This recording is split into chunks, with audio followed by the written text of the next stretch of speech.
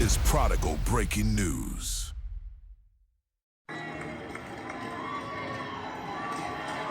It's good to be home.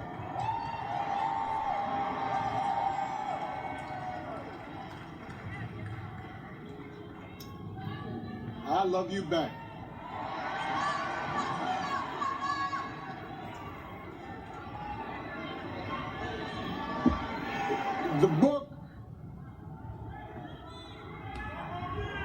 The book of Isaiah. Where are you at? Now, see, I believe in the Constitution.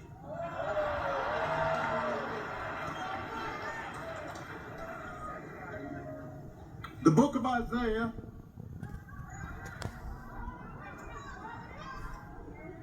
God is looking for a messenger to guide a hardened and resistant people. The Lord asks, whom shall I send? And who will go with us?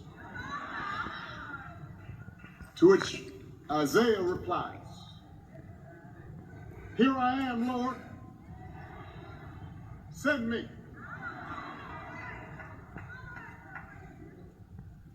To Mother Jackson and the Jackson family, to President and Mrs. Biden, President and Secretary Clinton, Vice President Harris, Pastor Dates, my old friend, though he looking good, Reverend Meeks, Reverend Jenkins. It is an honor to join you today to celebrate the Reverend Jesse Lewis Jackson,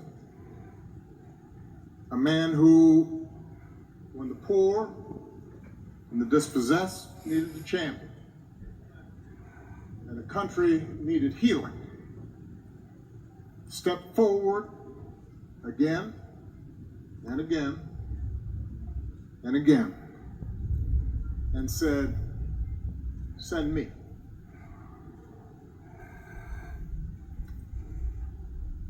Reverend Jackson's immense gifts were apparent at an early age, even if his circumstances conspired to try to hold him back.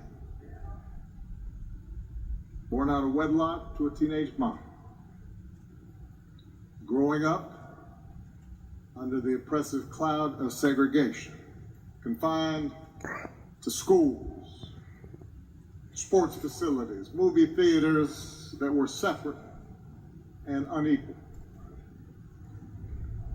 It was a world where on Thanksgiving he'd have to wait for his mother to come home on the bus carrying leftovers from the dinner she had to cook for somebody else. A world designed to tell a child that he or she could only go so far. That to think otherwise would be foolish or dangerous. And that wisdom required you to accept your lot in life. Young Jesse refused to accept that verdict. He was a born leader, an athlete, a talker, knew how to talk, star quarterback, student body president. He could have succeeded within the confines that were determined for him and had a successful life. But like so many of his generation, so many extraordinary civil rights leaders in the late 50s and 60s, that Joshua generation, he instinctively understood that individual success meant nothing unless everybody was free. So he became inspired by the bus boycotts in Montgomery. He led 7 black students into the whites-only library, sitting down and getting arrested for reading. Think about that. The library closed, but then it reopened. And when it did, it was open to everyone. Send me, Jesse said, even as a young man, and the world got a little bit better. By the time Reverend Jackson graduated from college, he had attended Chicago Theological Seminary. He knew the nature of his calling, and he became, as everybody knows, the youngest member of SCLC, assigned to lead Operation Breadbasket here in Chicago, right around the time that Isaiah Thomas is talking about. And it was during this period, and especially after Dr. King's death, when the optimism of the early movement had begun to fade, and leadership had begun to fracture, and when the country seemed to have grown bored, gotten weary of the idea of justice and equality, and moved on to other concerns, that Reverend Jackson rose above despair and kept that righteous flame alive. Through Operation Push, he led boycotts and challenged corporate policies around hiring and contracting, recognizing that civil rights without economic justice was an empty promise. He backed unions in their organizing efforts and activists in fair wage campaigns, understanding that if the have-nots and the have-little bits ever learn to make common cause across racial lines instead of fighting each other over breadcrumbs, everybody would benefit. He helped register millions of voters. He fought against biases in the criminal justice system. He drew attention to local abuses of power and called folks at the national level to account. And by the early 80s, he was delivering that message of change and hope across the globe, freeing hostages from captivity, fighting to end apartheid in South Africa. And then, in 1984, as the powers that be in Washington were rolling back hard-won progress, slashing the social safety net, when more and more folks were getting left behind, and greed was being trumpeted as a virtue. See, we've been there before.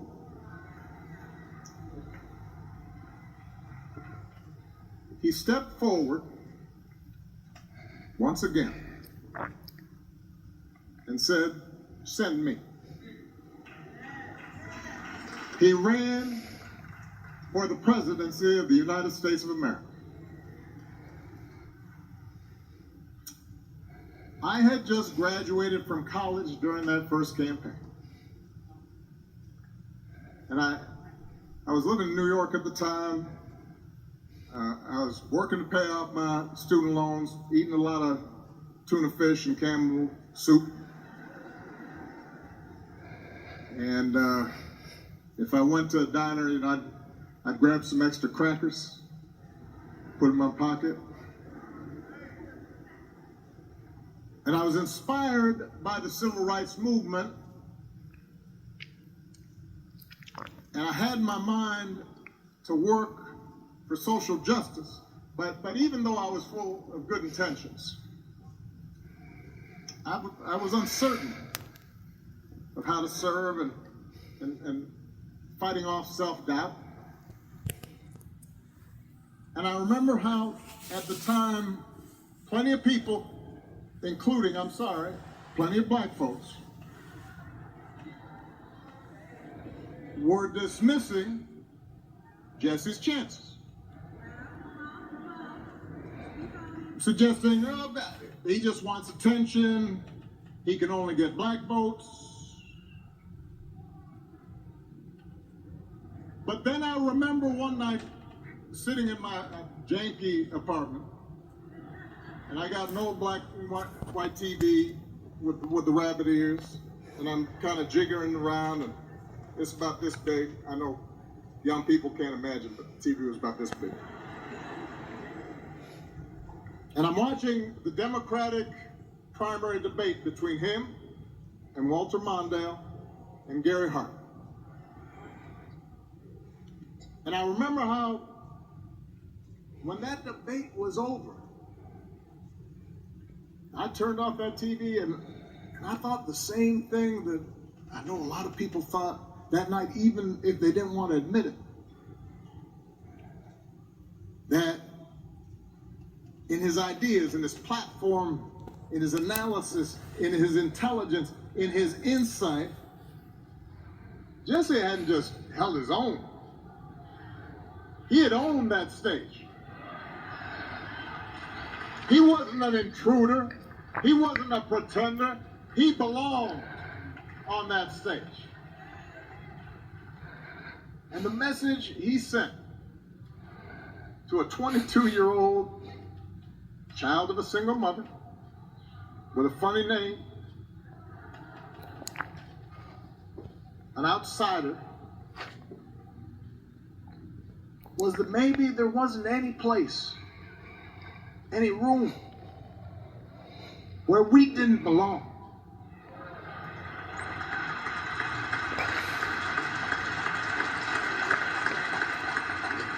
And that message of fairness and dignity, of justice and hope,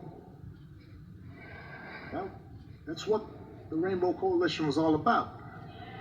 In 1984, and then again in 1988, Jesse didn't just speak to black folks, he spoke to white folks and Latinos and Asian Americans and the first Americans. He spoke to family farmers and environmentalists. He spoke to gay rights activists when nobody was talking to gay rights activists, and blue-collar workers. And he gave them the same message, that they mattered, that their voices and their votes counted.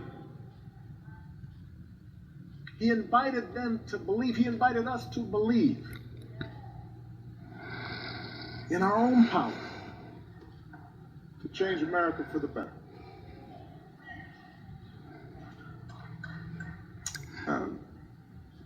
By the delegate count, Jesse's two candidacies ultimately came up short. But he paved the road for so many others to follow. Doug Wilder became the first elected black governor. Carol Moseley Braun went to the U.S. Senate. Because of Jesse, the Democratic Party changed its rules, ending the winner-take-all distribution of delegates during presidential primaries, which meant underdogs and outsiders like Bill Clinton or Bernie Sanders could stay competitive and build momentum instead of getting knocked out early. And it was because of that path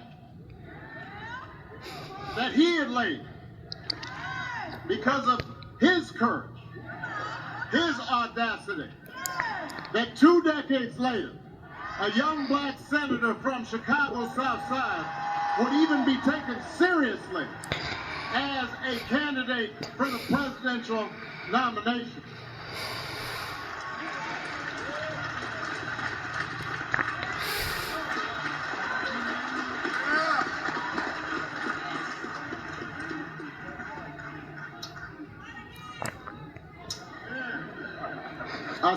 I still credit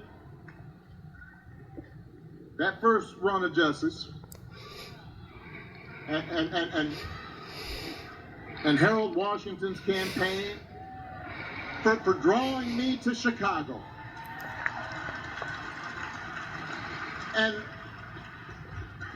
I didn't know anybody when I first arrived. I was working as a community organizer, as it so happens, in neighborhoods right around here. Roseland, Woodlawn, Off Guild, West Pullman. And I'm meeting these young preachers like Meeks and some crazy priest named Flager.